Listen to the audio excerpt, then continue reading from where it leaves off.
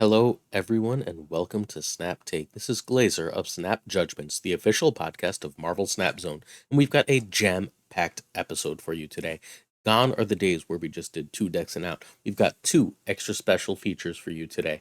A third, smaller feature, and, well, a review of a ton of cards and bundles and everything else you could possibly need. This is your one-shop stop for all of your Marvel Snap needs. Brand new decks before the meta, bundle reviews, card guides, everything you could possibly need to get updated on Marvel Snap on a day-to-day basis. Hit that sub button, like, comment, ring that bell every morning. Weekdays, 8 a.m., you're going to get a video from us. It's our promise, free to you. Help us, support us. Appreciate it. We also do the biggest giveaway in all of Marvel Snap every single month. We're giving away 15 season passes this month. You have to sub to be entered to win. And if you comment any video from this past Tuesday's videos to this coming Monday's videos, you are entered to win one of 5 season passes. There's also a giveaway on the Twitter and on Marvel Snap Zone, where I'm a writer, where we're the official podcast, so that you can get other entries that way. You can win 5 on either of those platforms. That's linked in the description. We also have deck credits in our general outline today. We've got a deck from Dera that is a junk deck that's really great against Loki. It was brought to my attention when Browday, Marvel Snap News on Twitter, Browday is a phenomenal tournament player. Browday got an infinite border with this deck. Says it straight up beats Loki. I tested it. It generally beats Loki.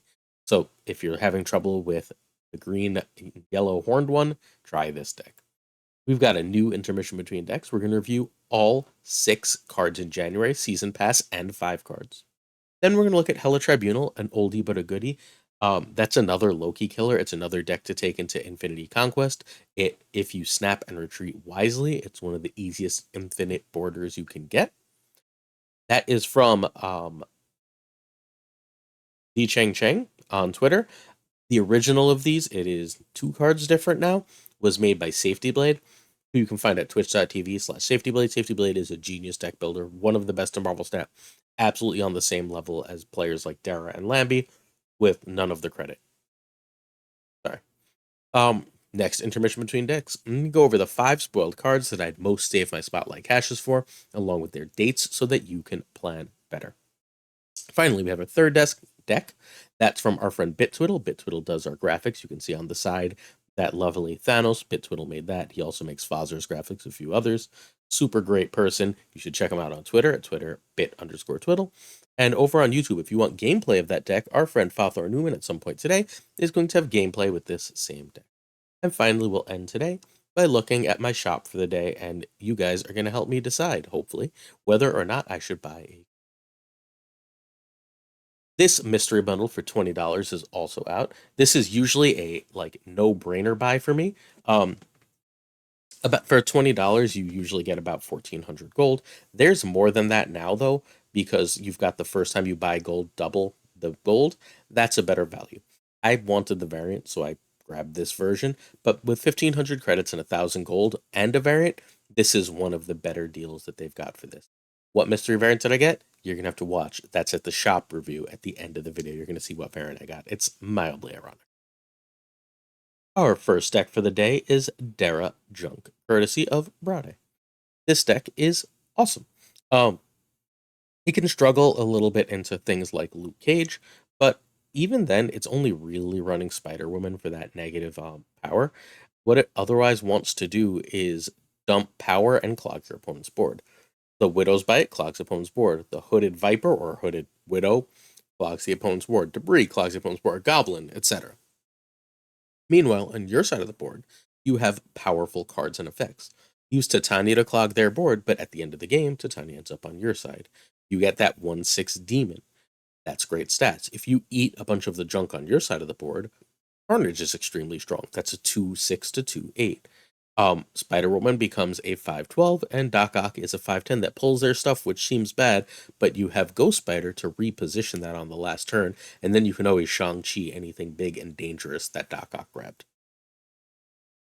We have Ghost Spider, who's crazy important here. Jeff can be Nightcrawler though. Jeff's real use here is what he's really like honestly doing is giving you a way to fill a location temporarily that you'll want to get out of later so that you don't end up messing yourself up with some of the junk. So Jeff is nice but not especially important. Ghost Spider, however, is pivotal to the deck because otherwise Dr. Octopus is extraordinarily dangerous. I'd also like to prop Paper, who's the first person I know of that came up with the Dr. Octopus Ghost Spider trick, as a way to like use Doc Ock to pull a bunch of power down and Ghost Spider to move that out of the way, and then you get that 12 power on the final turn in a lane, basically freely. Okay. Turn one is generally speaking the hood. If you manage to get the hood down turn one, you really want to Viper it. And you're not playing bounce. If you're playing against bounce and you know you're playing against bounce, and this is generally an conquest deck, right? You don't want to bounce the hood over until late game because otherwise they just bounce it and then they can play it and get their own demon. Not ideal for you. Black Widow is an excellent turn two play, and you don't mind getting Jeff down. Carnage, I generally will not play until after Debris unless I already have a better curve going, and that better curve is turn 4 Goblin into Titania. If I have Goblin and Titania for 4, I'll often Carnage on 2. Turn 3 is Debris. Debris is one of the most important cards in the deck. I would go so far as to say Debris is the most important card for clogging up the opponent's board in the deck. Don't forget you can also Viper over a rock with Debris, which is pretty damn good. Goblin and Titania is my favorite turn 4 play. You can use those two cards to basically fill them up, and so they can't keep your Titania. And if both jump over, right, like you play Titania then Goblin, both are on their side. They have what seems like +2 power, but then you've likely filled their lane, and then all you have to do is play one last card, and you get your Titania back. They're stuck with the -3. That lane is now locked. It's game winning. It's absolutely backbreaking for opponents. It's one of the most powerful plays in Snap. You can always play Carnage another too. Widow is a great card here to feed to Carnage if you need to, because that 2/1 gets 2 power when Carnage eats it. It's pretty good. Turn 5 is usually Doc Ock, but sometimes it's Spider Woman. If you've got the Titania Goblin thing going and you can just lock a lane up, go up by like 15 points or whatever, with Spider Woman in like a lane that they have some low power stuff and debris and so on, and like some rocks, Spider Woman can just win. So you should probably do that. But Doc Ock is usually the play. You finish filling a lane, and that gives you the information you need to know whether you want to Shang or Spider Woman last turn, or you want to use Ghost Spider to pull Doc Ock somewhere else so that you can suddenly reposition with 12 power, and then you could still play Spider Woman or Shang. You can Shang something off, or you can Spider Woman for 4 power. It's so effective. You have to do some math, right? The Spider Woman in particular is a math specific card. There are times you can pull Doc Ock out of the way, get 12 power in another lane, and Spider Woman in the lane that Doc Ock was in, and Spider Woman being fundamentally 12 then will just win the lane. So don't hesitate to make that play as necessary. All right, let's do a quick variant talk for this deck. We've got Noir Hood. Noir variants are my favorite. We are one short of our general hip goal for the deck. We've got Widow Hip, Jeff Hip, and Debris Hip. Hips are the best. We want 4. We've only got 3. We'll live. I'm waiting for the right Ghost Spider variant I like, but don't love the one they gave us with her Season Pass. This is, excuse me, a relatively cool Titania. I like it. Not one of my favorites. We've got Jacinto Carnage, which is great. I've also got Jacinto Venom. It's why I don't have the hips for those cards. You've got this Viper, which is perfectly fine. I bought it because I needed a Viper variant. I have 15 cards in the game I don't have variants for. This one's just there. I don't like this Goblin, but I don't have another. Goblin is a card I would love to variant for. I don't really love Carnageized and Venomized variants as a rule, besides Carnage and Venom. But I do love the Carnageized Spider Woman. I think it looks really cool. I have like 3 Spider Woman. This is my favorite. It's also lets there be a little spider themed thing to the deck because we've also got the Superior Spider-Man Doc Ock, one of my favorite variants of the game, and the Art Adams Shang-Chi, one of my favorite variants in the game. So there's a lot of really great art that I like in this deck, and no base art. So even though it's one hip short, it's pretty close to perfect variant for me. Let's look at all of the January cards and talk about them for the next little bit, shall we? First, we have Scar. Scar is the son of Hulk. Scar will be the season pass card for January, at least as of right now. Scar is a 6/11 that costs 2 less for each of your cards that has 10 or more power. That's completely insane. That's going to be wildly, wildly strong.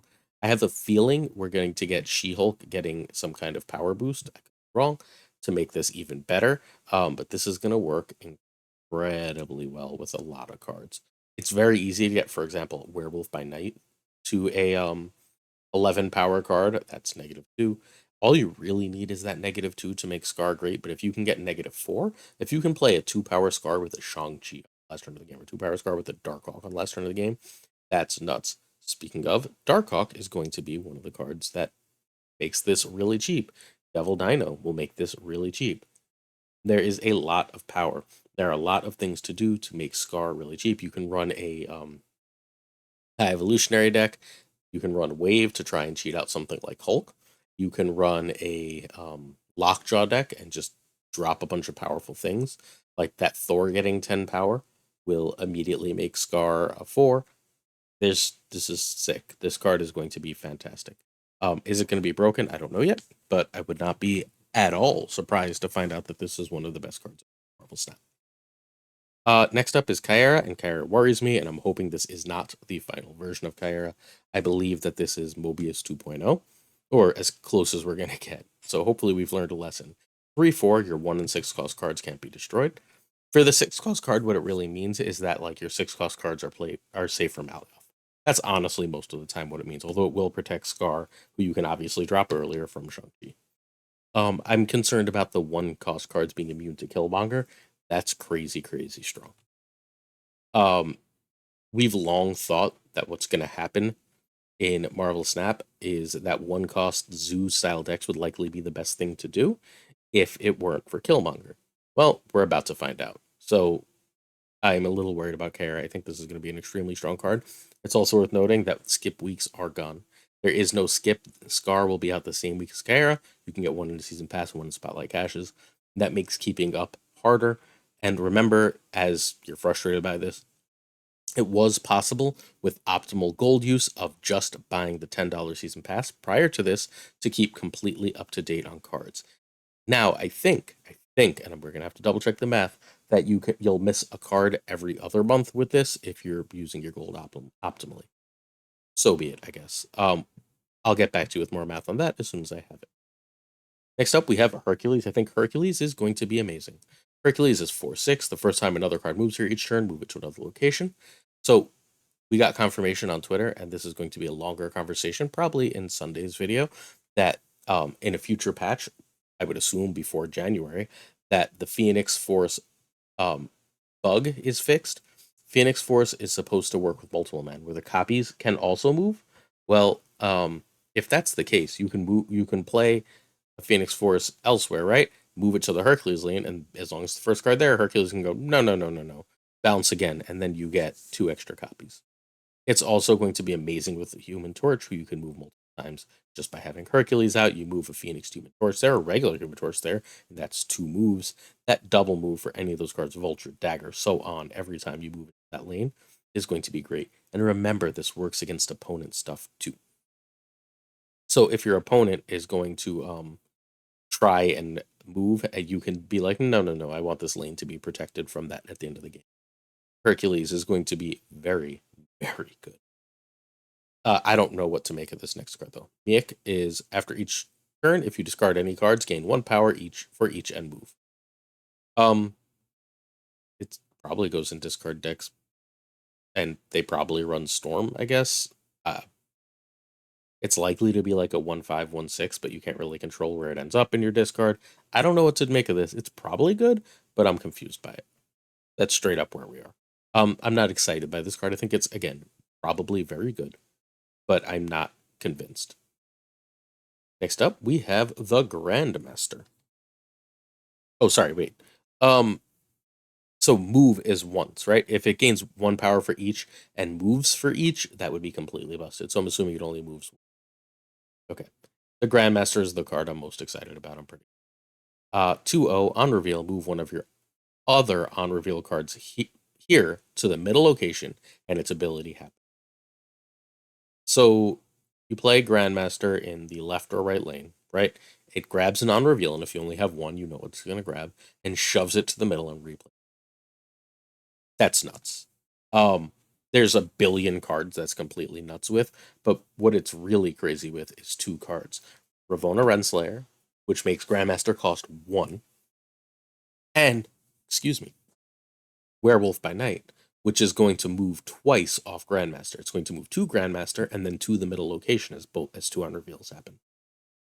That's plus 4 for that card.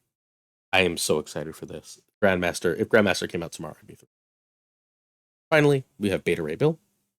That's a 4/5 on reveal. Shuffle Stormbreaker into your deck. And Stormbreaker right now, this seems like it's just a more expensive Thor, right? Stormbreaker is a 1, not 0/0, that doubles Beta Ray Bill's power.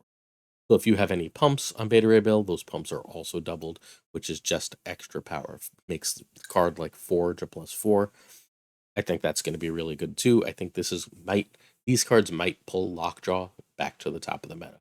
Lockjaw, by the way, is also another card that is busted as crap with Kyera, because you can just fill your deck with expensive stuff and cheat out as the biggest stuff you want, and not have to worry about Shang-Chi.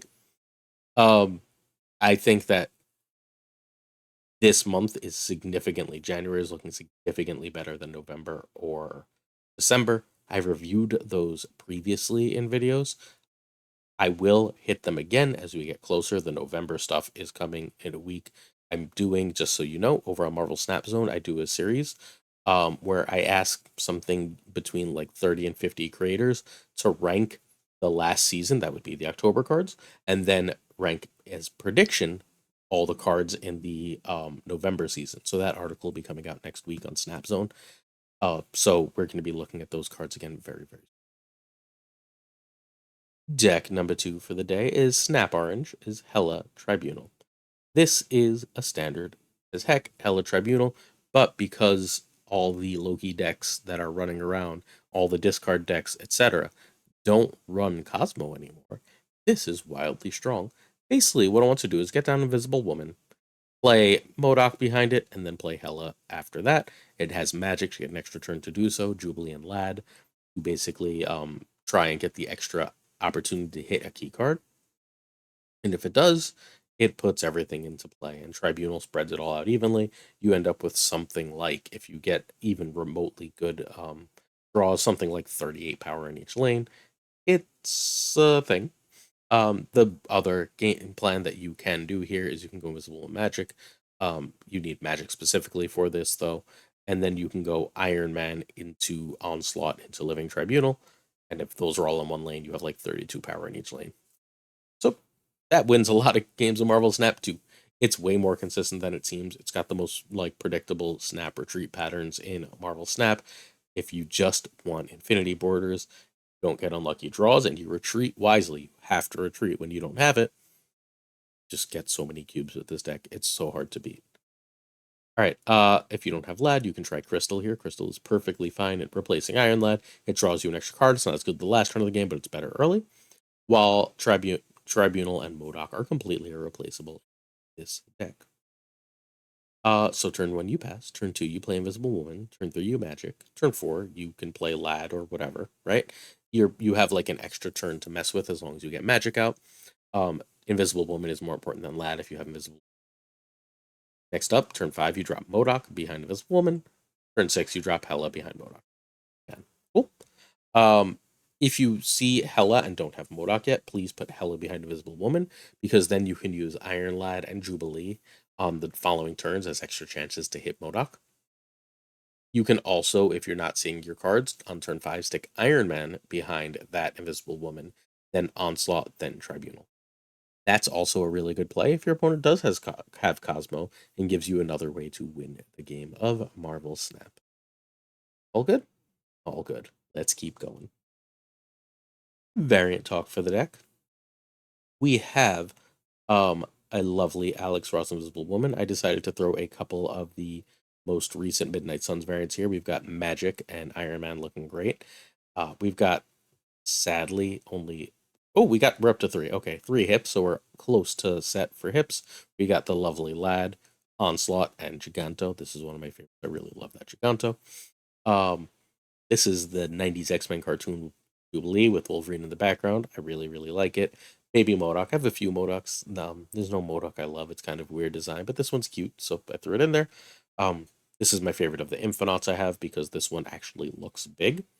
I love this Magneto from the Krakoa era, and we've got Gardening Hela Tribunal. I got in a Spotlight Cache the very first week of Spotlight Caches when it took me 4 to get to Jean Grey.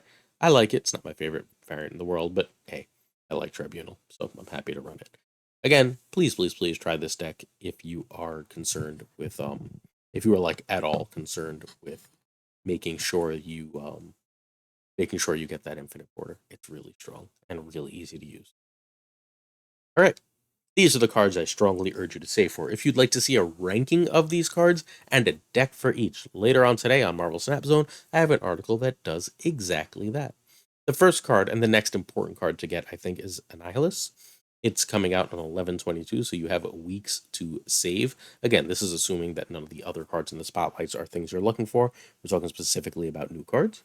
Annihilus is a 5/7 on reveal. Your cards with 0 or less power switch sides. Destroy those that can't. So that obviously has incredible synergies with junk decks. Stuff like Debris, stuff like name a card is now escaping me. Stuff like Debris, getting rid of your Widow's Bites. It'll get rid of a Goblin on your side. It will get rid of the Sentries, -10. It will be amazing if you have Man Thing on your side, and thus a bunch of your like Black Widow is a negative that you can use to clog them up. This is going to be insane, and it feels like it completely remakes the archetype because like even Cosmo won't stop this, right? Well, Cosmo will stop it if they get lucky, right? But if you don't play it directly into Cosmo, they have to guess what lane you're going to play it because it can be played anywhere, and then it's just going to be like, all right, I'll move through anything. It's going to be very strong, and I assume it's going to be everywhere. A lot of people don't seem to like my next card, so feel free to take this with a grain of salt, but I don't think anything in December is better than this at all. It is Firestar coming out on 12/13. She is a 6/3 on reveal. Each card you played last turn, it gains this card's power. The way I assume that works is everything you played on turn 5 or turn 6, if you're playing this on turn 7, gets +3 power, but you can otherwise further pump this. My assumption is Sebastian Shaw will be sick with this, is going to get +5 power because Sebastian Shaw, that month's spotlight card, excuse me, season pass card, gets +2 whenever it gains plus power. So you run that in a pump deck, and then you can run Firestar to give it +2 uh, more on top of its +3. That's +5. And if you can make Firestar have more, then wow, you're just putting a ton of power onto the board. I think it's worth running like Wave to get a Jane Foster Thor out early, and then you can like get Wasp and Yellow Jacket out too. The previous turn, you could do that with like Hitmonkey and then make all these cards even bigger. There is a lot to like about Firestar. I think it's going to be a really powerful card. Again, I'm an outlier on this. A lot of people are not excited about this card, but I am. We talked about these next three. I think, again, January is what we are saving for. Luckily, you'll have the rest of December, I believe, to save, unless you need other cards. There's other cards you're keying in on. I think Kara is a 1/3. Your 1/6 cards can't be destroyed. It's going to be amazing. You don't have to have that if you don't want to play those specific decks, though. Like, my decks very rarely run 6-cost cards. Like, I just don't play a lot of 6-cost cards. So I kept Legion in the decks that a lot of people replaced him with Alioth, for example. I only really run 6-cost cards regularly if I'm running a combo deck. Like I'm running a Null at the top of the Destroy list, or I'm running a Thanos list that will run Alioth, or I'm running that Hela Tribunal type thing. So is Kyra like super useful for me? Probably not. But I think it's going to be so much in the meta that it's worth having, and it's also going to bring back counters like Rogue, Enchantress, and maybe we finally get Echo. Grandmaster we already talked about. I think Grandmaster is going to be sick. Grandmaster is the card I am singularly most excited for. Spoilers for the article, I guess. But move one of your other unreveal cards to the middle to unreveal happens again is so good. Imagine you have Craven in the middle, right? And now you just threw a Werewolf by Night onto it along with that other card. You just got +4 on Craven. And God, if you have like a Silk or a Jeff or something also, or even like a Captain Marvel, there's just so much power in that ability. Um, I'm really, really excited for it. I think that Grandmaster is going to be so much fun to brew with. I'm looking forward to throwing 4 rocks into people's deck with Rock Slide as I turn 4 play both Grandmaster and Rock Slide. There's just, it's going to be complete. Um, we also have the lovely Beta Ray Bill, who's going to be very good, and I'm excited because I really, really like. I know it's not a complicated deck, but I really like high evolutionary lockjaw decks, and I think Beta Ray Bill is a natural fit in those. There's always that extra 4-drop spot that, like, in even the non-evolution decks we're trying to fit like Dracula into, but then like Doom is an awkward fit. Well, not anymore because you have Beta Ray, so you can like curve if you don't see Lockjaw, you can go Thor into Beta Ray into Jane, and then like your last turn could be those cards and Odin, and you're just putting a crazy amount of power on the board all of a sudden. And like good luck to your opponent at that point, right?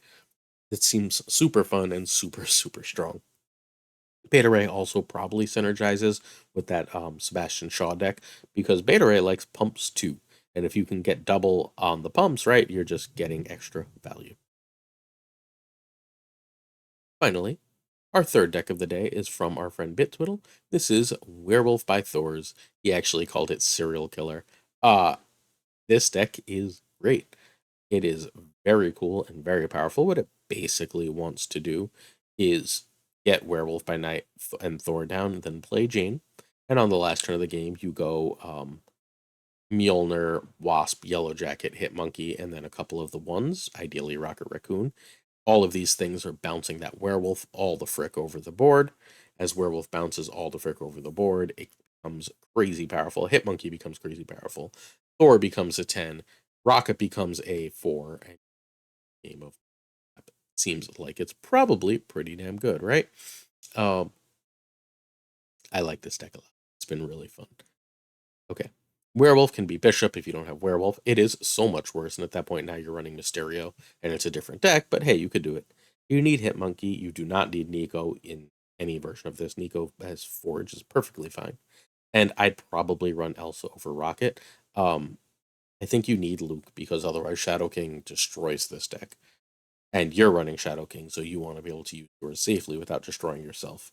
You could conceivably run Nico over Falcon, but I don't want to not be able to play my ones early for fear of negative repercussions later. So I think Rocket's the way it goes.